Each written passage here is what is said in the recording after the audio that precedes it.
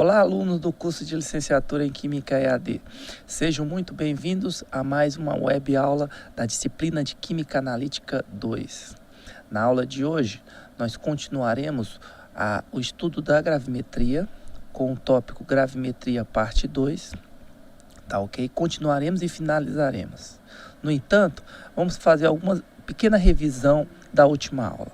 Na última aula, nós iniciamos o módulo Gravimetria, tá ok? Falando um pouquinho do conceito da análise gravimétrica.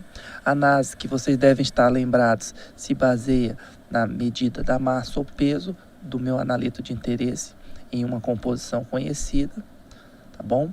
E nos focamos no estudo da gravimetria por precipitação. Além disso, apresentamos outros tipos de gravimetria, como a gravimetria por volatilização e a eletrogravimetria. Mas aqui para nós, da Química Analítica 2, o nosso foco é a gravimetria por precipitação. Nessa gravimetria por precipitação, a principal reação envolvida no processo é a reação de precipitação. E por isso nós estudamos dois mecanismos que regem a formação dos precipitados, a nucleação e o crescimento de cristais. Nós também estudamos a influência na condição de precipitação. Basicamente, nós vimos essa influência a partir da equação de von Weimer, que versa sobre a supersaturação relativa de sistema, como descrito no quadro aqui apresentado. E nós finalizamos essa aula falando um pouquinho do envelhecimento dos precipitados, também conhecido como digestão, que é uma etapa adicional que ocorre na gravimetria por precipitação, com a finalidade de aumentar a granulometria dos precipitados. Na aula de hoje, nós continuaremos falando sobre gravimetria, mas falaremos especificamente da contaminação dos precipitados. Os precipitados, eles podem arrastar da solução outros constituintes, que são normalmente solúveis e que nem sempre são removidos por simples lavagem, causando assim sua contaminação. Essas impurezas acompanham o precipitado e constituem uma forte fonte de erro na análise gravimétrica. Elas podem ser incorporadas ao precipitado por meio da coprecipitação e da pós-precipitação. E a partir de agora nós começaremos a entender o que é a coprecipitação e a pós-precipitação, esses dois fenômenos que são responsáveis pela contaminação de precipitados. Inicialmente falaremos da coprecipitação, que é um fenômeno que interfere na precipitação de produtos com alta pureza. Durante a coprecipitação, compostos normalmente solúveis são removidos da solução juntamente com o meu precipitado. A contaminação de um precipitado por uma segunda substância cujo produto de solubilidade tenha sido exercida, não se constitui uma coprecipitação.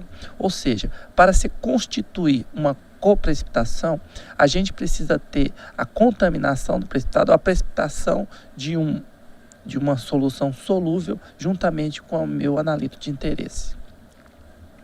Basicamente, existem três tipos de coprecipitação: por adsorção superficial, por formação de cristal misto, por oclusão e por aprisionamento mecânico. A adsorção superficial e a formação de cristal misto são processos baseados em equilíbrio, enquanto a oclusão e o aprisionamento mecânico têm origem na cinética de crescimento de cristais. Cinética é essa ou etapa de crescimento que nós estudamos na última aula. A adsorção superficial é uma fonte comum de coprecipitação e é uma causa provável de contaminação significativa dos precipitados com áreas superficiais elevadas. É comum observar a área superficial elevada nos colóides coagulados, como vocês podem observar na imagem a seguir. Um colóide, quando ele é formado, ele tem uma alta área superficial. Isso porque a área superficial, diferente da área geométrica, ela leva em consideração todas as faces de um determinado sólido. E por isso a área superficial de um colóide formado por várias pequenas partículas é maior do que um colóide formado por grandes grânulos de grande diâmetro, grande área, né? Embora também possa ocorrer em sólidos cristalinos, seus efeitos na pureza são normalmente detectáveis em razão da área superficial relativamente baixa desses sólidos. O efeito líquido, então, da dissolução superficial é, portanto, o arraste de compostos normalmente solúveis na forma de contaminante superficial.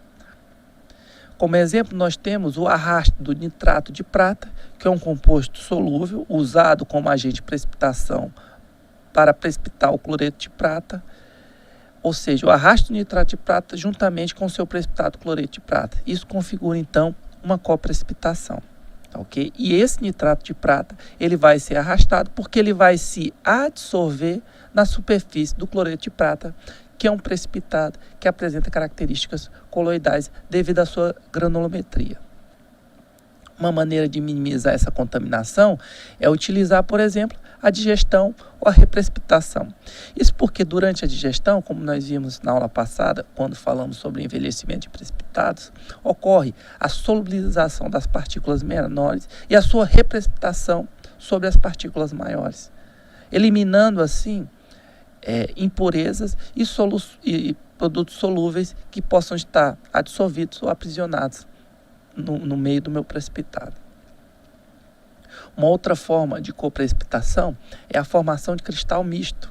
E é um tipo de coprecipitação na qual o íon contaminante substitui o íon do retículo cristalino. Mas para que ocorra a formação do cristal misto, é importante que tanto o íon contaminante quanto o íon do retículo cristalino apresentem mesma carga e que seus tamanhos não sejam diferentes em 5%.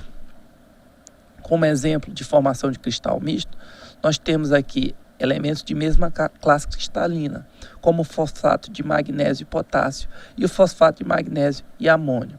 Ou seja, na precipitação de um desses sais na presença do outro, pode ocorrer a formação de um cristal misto. E com isso a gente tem a precipitação de amônio ou potássio como impureza em um desses precipitados. Outro exemplo é o sulfeto de manganês e o sulfeto de cádmio. Aqui nós temos a substituição do manganês pelo cádmio, visto que eles apresentam mesmas características e podem formar um cristal misto. A extensão da contaminação do cristal misto é governada pela lei da ação das massas e aumenta à medida que a razão entre o contaminante e o analito se eleva. Ou seja, quanto maior a concentração de contaminante no meu meio, maior a ação ou maior a proporção com que se forma esse cristal misto. Pouco só pode ser feito a respeito quando certa contaminação de íons está presente na matriz da amostra. Uma maneira de minimizar esse fenômeno, por exemplo, é usar um agente precipitante diferente. Por exemplo, se a formação de cristal misto ocorre devido à presença de um componente que apresenta a mesma carga e mesma classificação, mesmo tamanho que o meu analito de interesse, e esse componente está presente no meu agente precipitante, basta então substituir o agente precipitante para se eliminar a coprecipitação por formação de cristal misto. Na sequência nós falaremos então da oclusão, que é um fenômeno baseado na cinética de crescimento de cristais. Esse tipo de coprecipitação ocorre quando ocorre o aprisionamento da minha impureza ou da minha solução, da meu composto solúvel, durante o crescimento rápido de um cristal. Nessa representação esquemática, nós temos aqui os contraíons, que aqui nós podemos denominar de impurezas, e eles são aprisionados no interior do meu cristal devido à formação rápida desse cristal. Não dá tempo desses contraíons serem eliminados. Eles poderiam ser eliminados, por exemplo, numa etapa aqui de digestão. Como a supersaturação e a velocidade de crescimento diminuem à medida que a precipitação progride, a quantidade de matéria ocluída é maior na parte de cristal que se forma primeiro. Uma maneira semelhante de coprecipitação, semelhante à oclusão, é o aprisionamento mecânico, que ocorre quando os cristais se encontram próximos durante o crescimento, aprisionando uma porção da solução em um pequeno invólucro. Como a gente pode observar nessa imagem aqui, que tenta simular um aprisionamento mecânico. Nós temos o crescimento do cristal, só que uma partícula estava próxima a esses cristais que estavam crescendo, infelizmente fica aprisionada aqui no interior desse cristal.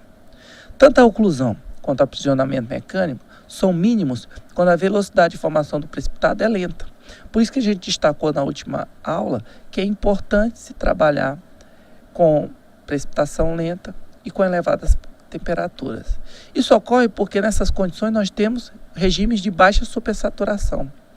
Quando nós temos um regime de baixa supersaturação, como vimos na equação de von Weymer, nós temos o favorecimento do crescimento de cristais. E com isso nós temos cristais de maior granulometria, além de evitar a contaminação de precipitados por fenômenos como o aprisionamento mecânico e a própria oclusão. Além disso, a digestão é marcadamente útil na redução desse tipo de coprecipitação. Indubitavelmente, a rápida dissolução e a reprecipitação que ocorre sob as temperaturas elevadas de digestão abrem esses invólucros que formam durante o aprisionamento mecânico e permitem a liberação das impurezas na solução. Como analogia aqui, eu coloquei um casulo de uma lagarta que pode ser aberto durante a etapa de digestão. Além da coprecipitação, nós definimos aqui também como um fenômeno importante durante a precipitação, a pós-precipitação. Fenômenos importantes, mas que devem ser evitados, né? Diferentemente da coprecipitação, na pós-precipitação ocorre a formação de um precipitado devido a um contato exagerado do meu precipitado com a solução mãe. Esse contato exagerado pode gerar uma precipitação lenta por reação com o meu agente precipitante. E com isso, depósito sobre a superfície da partícula do precipitado de interesse.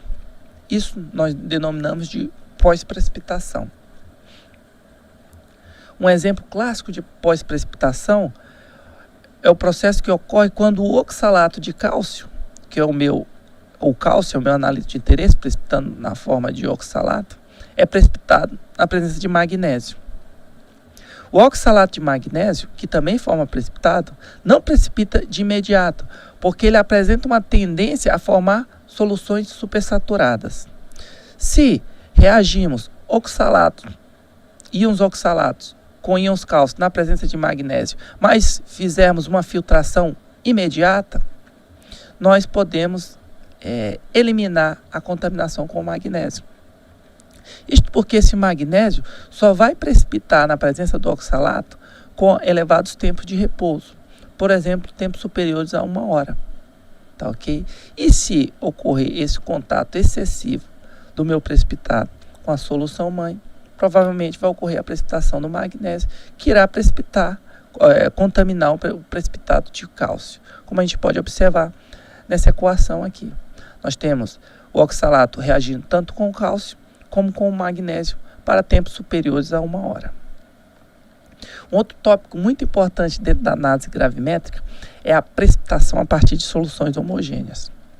Isso porque, geralmente, a precipitação ela necessita de reações ocorrendo lentamente, elevadas temperaturas. Para que essas reações ocorram lentamente, gerando cristais de grande granulometria, é interessante que nós tenhamos o reagente de precipitação, o agente precipitante, sendo adicionado gradativamente e homogeneamente à solução. É óbvio que se esse agente precipitante for adicionado rapidamente à solução, ocorrerá a precipitação, porque o KPS é atingido. Porém, o meu cristal formado, o meu precipitado formado, não vai apresentar as características necessárias para a análise gravimétrica, que são elevada granulometria. Tá ok? A precipitação em solução homogênea garante essa supersaturação relativa baixa e, com isso, um precipitado de maior granulometria, visto que a etapa de crescimento de cristais é favorecida. Isso pode ser observado a partir desse esquema aqui, onde nós temos que a supersaturação relativa é diretamente proporcional ou inversamente proporcional ao tamanho de partículas. Deste modo, se nós temos uma baixa supersaturação relativa, que vai ocorrer quando nós geramos o reagente precipitante em solução lentamente, nós temos o aumento do tamanho da partícula. Os sólidos formados por meio de precipitação a partir de solução homogênea são, portanto, mais puros e mais fáceis de serem filtrados que os precipitados gerados por meio de adição direta do meu reagente. Um exemplo clássico é o apresentado aqui nessa figura 12.5, onde nós temos a formação de hidróxido de ferro 3 pela adição direta de amônia à esquerda e pela produção homogênea de hidróxido à direita. Podemos observar que à esquerda nós temos a formação de um precipitado de baixa granulometria, característica coloidal, e na direita nós temos a formação de um precipitado mais denso, que por sinal decantou aqui para o fundo do meu becker. Esse precipitado mais denso, ele garante uma filtração mais eficiente e por isso um maior rendimento para a análise gravimétrica. Muitas vezes a ureia, o H2NCO, é empregado na geração homogênea de hidroxilas. Como exemplo, nós temos aqui a reação da ureia na presença de água. Essa reação ocorre em elevadas temperaturas e com tempos aqui, um tempo de 2 horas para ter a completa formação dos íons hidroxilas. Além disso, nós temos a formação do CO2, que é eliminado pela elevada temperatura, ou seja, aquilo é volátil, e a formação do amônio. A grande vantagem de se gerar ureia in situ, ou seja, em solução homogênea, é que nós temos a geração gradativa e lenta de OH-. A ureia ela é particularmente valiosa na precipitação de óxidos hidratados a partir de seus sais básicos. Por exemplo, os óxidos hidratados de ferro 3, que é o exemplo que nós acabamos de escrever na figura anterior, e de alumínio, formados pela adição direta da base, são massas gelatinosas e volumosas. Isso é, se adicionarmos diretamente o meu agente precipitante. Portanto, eles são fortemente contaminados e dificilmente são filtrados. Em contraste, quando esses mesmos produtos são formados por meio de geração homogênea do íon hidróxido, eles apresentam um caráter mais denso, o meu precipitado, e mais facilmente filtrado, e, portanto, vão ter uma pureza superior. Que foi o exemplo que a gente destacou na figura 12.5. A precipitação homogênea de precipitados cristalinos também resulta em um aumento significativo do tamanho do cristal e igualmente melhora a sua pureza. Métodos representativos baseados na precipitação por reagentes gerados homogeneamente são fornecidos na tabela a seguir, onde nós temos, por exemplo, a formação de íons hidroxila a partir da ureia, que foi o caso que nós acabamos de descrever, a formação in situ de oxalato a partir de oxalato de etila, e eu destaco aqui a formação de H2S a partir da tiocetamida. Esse H2S é um gás muito utilizado para a precipitação na forma de sulfetos. Muitos cátions metálicos são precipitados na forma de sulfeto. E esse H2S é gerado a partir da reação da tiocetamida na presença de temperatura, gerada in situ, promovendo então a formação de precipitado em solução homogênea. Para finalizar a aula de hoje, nós falaremos a partir de agora dos cálculos envolvidos na análise gravimétrica. Isso porque até o momento nós dissecamos toda a teoria envolvida na análise de gravimétrica. Formação do precipitado, os mecanismos envolvidos nessa formação, quais são as etapas necessárias na gravimetria, como ocorre a precipitação, a contaminação, etapas extras como o envelhecimento de precipitado, a própria etapa de calcinação, que é importante para que você obtenha um produto de composição conhecido, dentre outros. No entanto, como nós mencionamos no início da aula, a gravimetria é uma técnica que se baseia na massa, na medida da massa ou do peso do meu produto, que é o precipitado. E a partir da medida dessa massa, nós conseguimos inferir a concentração do meu analítico de interesse na minha amostra nativa. Só que para fazer isso, muitas vezes nos valemos de cálculos estequiométricos, tá ok? E é importante que nós, a partir de exemplos, podemos trabalhar com esses cálculos estequiométricos.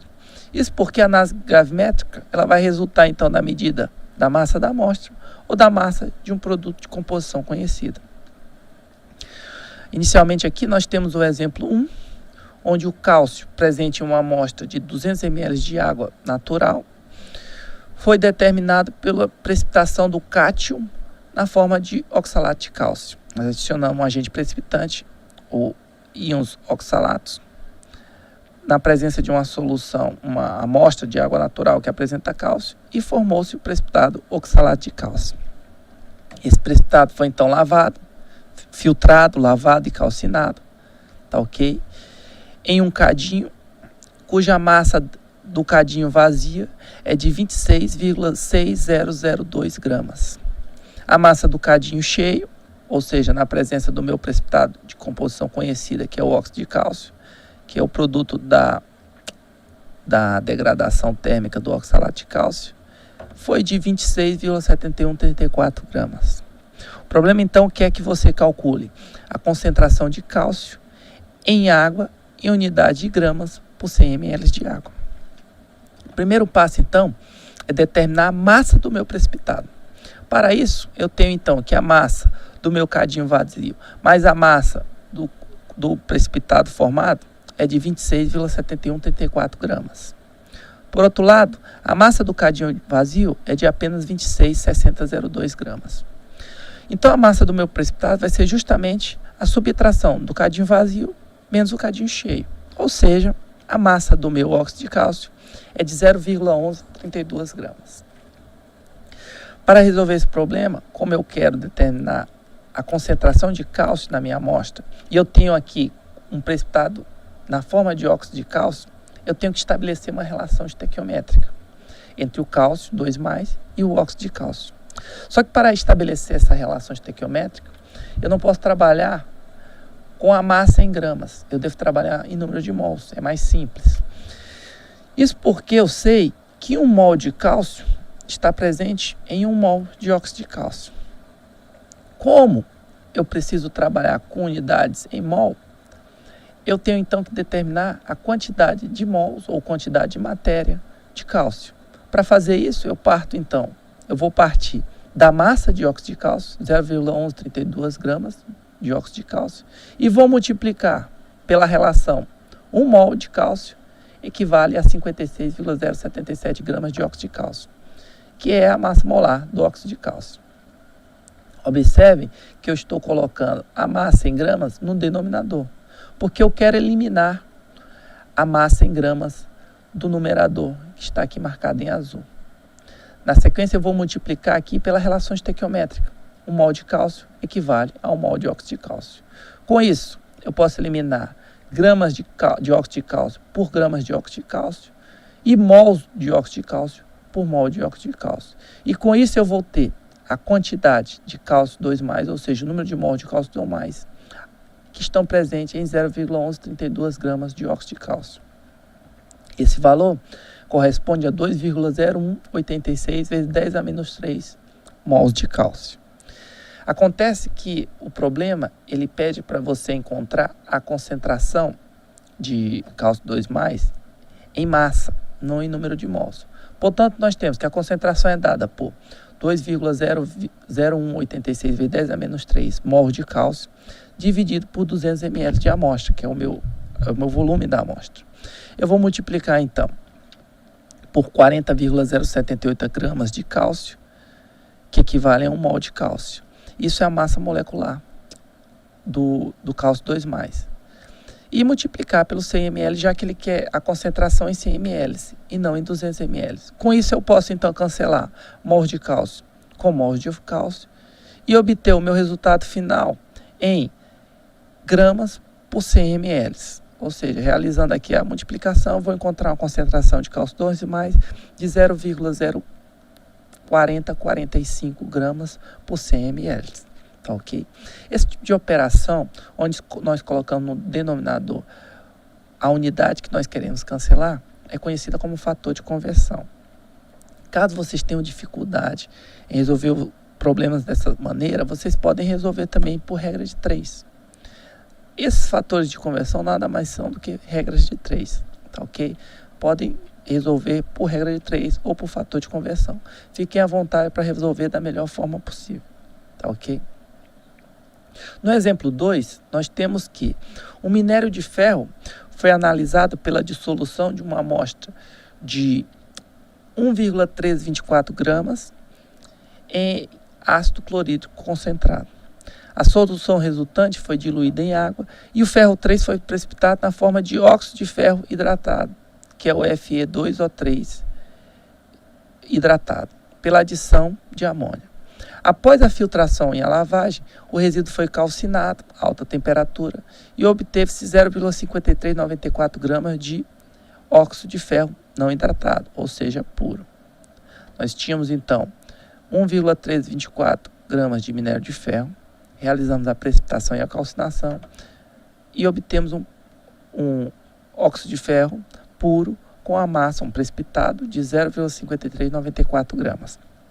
O problema então pede que você calcule a porcentagem de ferro 3+, e a porcentagem de Fe3O4 presentes na amostra, ok? Para ambos os casos, tanto A como B, precisamos calcular inicialmente o número de mols de óxido de ferro puro. Temos então que a quantidade de óxido de ferro é igual a 0,5394 gramas de óxido de ferro vezes 1 mol de óxido de ferro equivale a 159 gramas de óxido de ferro, ou seja, a massa molecular do óxido de ferro. Cancelamos então gramas de óxido de ferro por gramas de óxido de ferro e obtemos o valor em mol, ou seja, determinando o número de mols de óxido de ferro presente em 0,5394 gramas de Fe2O3, que é igual a 3,3778 vezes 10 a menos 3 mol de Fe2O3. O número de mols de ferro 3+, portanto, é 2 vezes o número de mols de Fe2O3. Isso porque 1 mol de Fe2O3 tem 2 mols de Fe3+. Portanto, nós temos que a massa de Fe3+, vai ser igual a 3,3778 vezes 10 a menos 3 mol de óxido de ferro, vezes a relação estequiométrica. 2 mols de ferro equivale a 1 mol de Fe2O3. E multiplicamos também pela massa molecular. 55,847 gramas de ferro 3+, equivale a 1 mol de ferro. E com isso cancelamos mols por mols. E também cancelamos aqui mol de Fe2O3 por mol de Fe2O3 e cancelamos mol de ferro por mol de ferro, obtendo a massa de ferro diretamente em gramas, 0,37728 gramas de ferro 3+. O problema A, ele pede então que a gente calcule a pureza do ferro 3+. Para determinar a pureza, basta então a massa de Fe3+, que é 0,37728, dividido pela massa da amostra, vezes 100%. Ou seja, a pureza em termos de Fe3+, é de 33,32%. No exemplo B, nós pedimos para determinar a pureza em termos de Fe3O4. Portanto, nós precisamos de uma relação estequiométrica entre o Fe2O3, que foi o precipitado formado, e o Fe3O4. Essa relação é obtida a partir dessa reação química. Nós temos que 3 mols de Fe2O3 equivalem a 2 mols de Fe3O4. Com isso, então, nós podemos determinar a massa de Fe3O4 para, então, determinar a sua pureza. Ou seja, 3,3778 vezes 10 a menos 3 mol de Fe2O3, que foi determinado previamente no nosso exemplo, multiplicado pelo fator estequiométrico aqui, 2 mol de Fe3O4 equivale a 3 mol de Fe2O3. Lembrando que no denominador eu coloco a espécie que eu quero cancelar. Eu quero converter de Fe2O3 para Fe3O4, então eu coloco no denominador o número de mols de Fe2O3, que equivale ao número de mols de Fe3O4. Nós também vamos multiplicar aqui pela relação de massa, que pode ser obtida a partir da massa molecular, ou seja, 231,54 gramas de Fe3O4 equivale a 1 mol de Fe2O3. Com isso, nós podemos cancelar mol de Fe2O3 por mol de Fe2O3 e mol de Fe3O4 por mol de Fe3O4. Por favor, corrijam aqui, está incorreto. Eu coloquei Fe2O3, mas aqui é mol de Fe3O4. Tá, ok? Desta maneira, nós obtemos diretamente a massa em termos de Fe3O4, que é de 0,52140 gramas. Tendo a massa do Fe3O4 E tendo a massa da minha amostra, multiplicando aqui por 100%, enquanto que a pureza, em termos de Fe3O4, é de 46,04%. Mais um exemplo. Agora nós temos uma amostra de 0,2356 gramas, contendo apenas cloreto de sódio e cloreto de bário. Essa amostra de 0,2356 gramas gerou 0,4637 gramas de um precipitado de cloreto de prata seco. Queremos então que você calcule a porcentagem de cada composto de halogênio presente na amostra. Esse exemplo é um pouco diferenciado, porque nós temos a formação de um precipitado a partir de dois reagentes. Esse cloreto, presente aqui no precipitado na forma de cloreto de prata, foi formado a partir da reação, provavelmente, do nitrato de prata com o cloreto de sódio e com o cloreto de bário. Então, o cloreto que está presente no precipitado é oriundo tanto do cloreto de sódio como do cloreto de bário. Portanto, nós temos duas variáveis no meu sistema. E para resolver um problema com duas variáveis, nós precisamos de duas equações. Resolver um problema com um sistema de duas equações. Como nós descrevemos no módulo anterior, ao falarmos sobre a resolução sistemática de problemas no equilíbrio. Tá certo? Deste modo, então, nós vamos ter que trabalhar com incógnitas. E por isso nós vamos considerar que X é a massa de cloreto de sódio e Y a massa de cloreto de bário. Como 0,2356 gramas da amostra é formada apenas por cloreto de sódio e cloreto de bário, nós podemos inferir que X mais Y é igual a 0,2356 gramas. Para se obter, então, a massa de cloreto de prata a partir do cloreto de sódio, ou seja, formada a partir do meu analito cloreto de sódio, escrevemos uma expressão para o número de mols de cloreto de prata formados a partir do cloreto de sódio. Isto é, quantidade de matéria, ou seja, número de mols de cloreto de prata formados a partir do cloreto de sódio é dado pela massa do meu cloreto de sódio, que eu não conheço, é X, é um valor que eu preciso encontrar, vezes a relação estequiométrica, a massa molecular. 1 mol de cloreto de sódio equivale a 58,44 gramas de cloreto de sódio, porque nós queremos converter essa massa em gramas para mol. Na sequência, nós usamos aí sim a relação estequiométrica, que é de 1 para 1. 1 mol de cloreto de prata é formado a partir de 1 mol de cloreto de sódio. E com isso obtemos o nosso resultado em mols de cloreto de prata. Isso porque a massa em gramas de cloreto de sódio se cancela com a massa em gramas de cloreto de sódio e os mols de cloreto de sódio se cancelam com o mol de cloreto de sódio.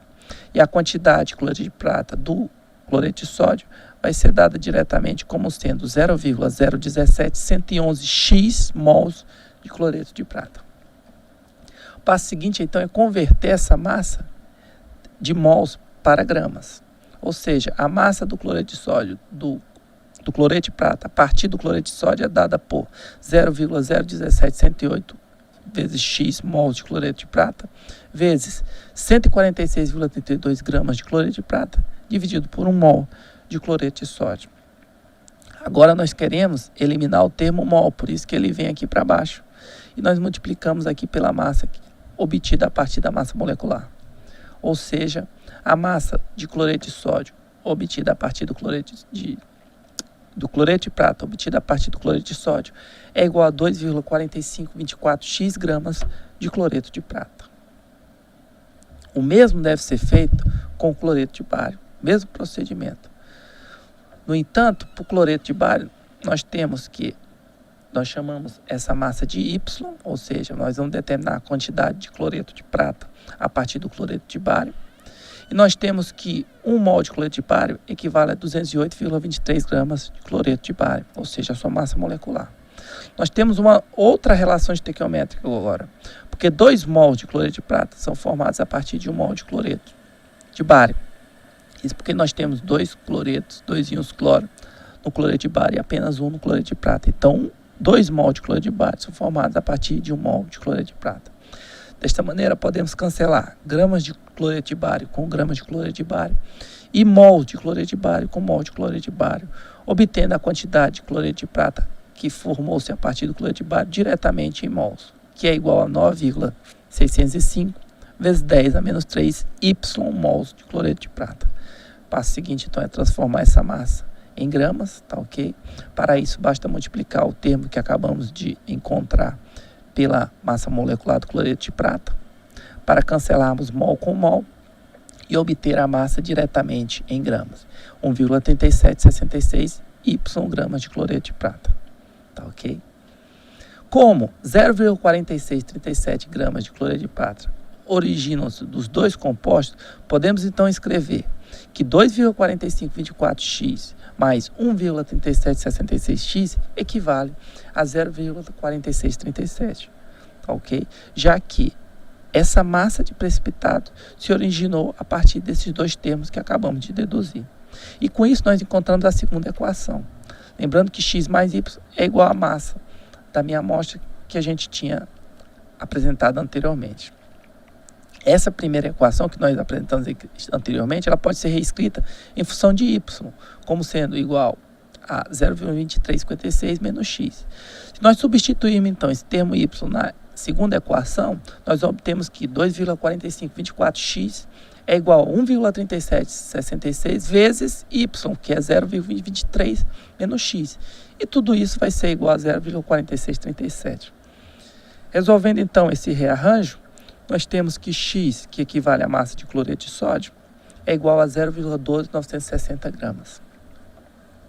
Com isso, com a massa de cloreto de sódio, nós podemos determinar a sua pureza. Basta dividi-lo pela massa da amostra e multiplicar por 100%. Ou seja, a pureza em termos de cloreto de sódio é de 55,01%. A pureza em termos de cloreto de bário é obtida diretamente pela subtração em termos de 100%, uma vez que ele é formado unicamente a partir do sódio e do bário, tá ok? Ou seja, 100 menos 55,01% é igual a 44,99%. Para finalizar nossa aula, nós temos então um último exemplo, onde um composto pesando 5,714 miligramas produziu por combustão 14,414 miligramas de CO2 e 2,529 miligramas de água. Ele quer que você determine, então, em massa, a porcentagem de massa de carbono e de hidrogênio na amostra. Nós temos agora uma reação de combustão completa, que forma apenas CO2 e água.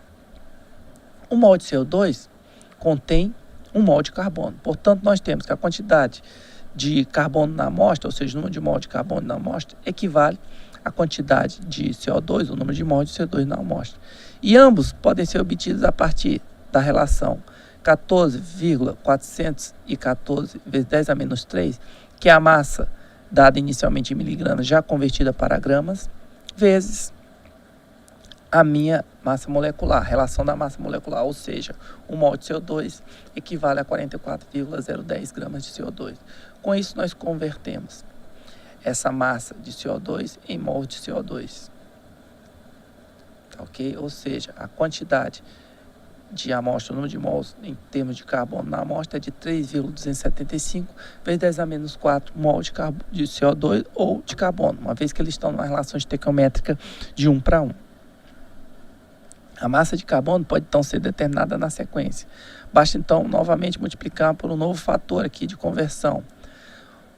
Uma vez que 12,010 gramas de carbono equivalem a 1 mol de carbono, ou seja, a massa molecular do carbono. E com isso nós podemos cancelar mols com mols e obter diretamente aqui a massa em termos de carbono. Se nós temos a massa em termos de carbono, nós podemos calcular a sua pureza, que vai ser essa massa em termos de carbono dividido pela massa da amostra vezes 100, que dá o meu 68,84%. 1 mol de água, por outro lado, contém 2 mols de hidrogênio. Logo, a quantidade de hidrogênio na amostra equivale a 2 vezes a quantidade de água na amostra, porque a relação é 2 para 1. 1 mol de água para 2 mol de hidrogênio. Ou seja, a quantidade de hidrogênio na amostra é 2 vezes a massa de água na amostra vezes a relação, o fator de conversão, né? 1 mol de água equivale a 18,015 gramas de água. Com isso cancelamos grama com grama e obtemos o resultado diretamente em mols de água ou hidrogênio na amostra. De posse então desses mols de hidrogênio na amostra, nós podemos convertê-lo em massa em gramas, né? Usando aí como fator de conversão a massa molecular do hidrogênio, tá ok? E com isso cancelamos mol de hidrogênio com mol de hidrogênio e obtemos diretamente a massa de hidrogênio na amostra em termos de grama.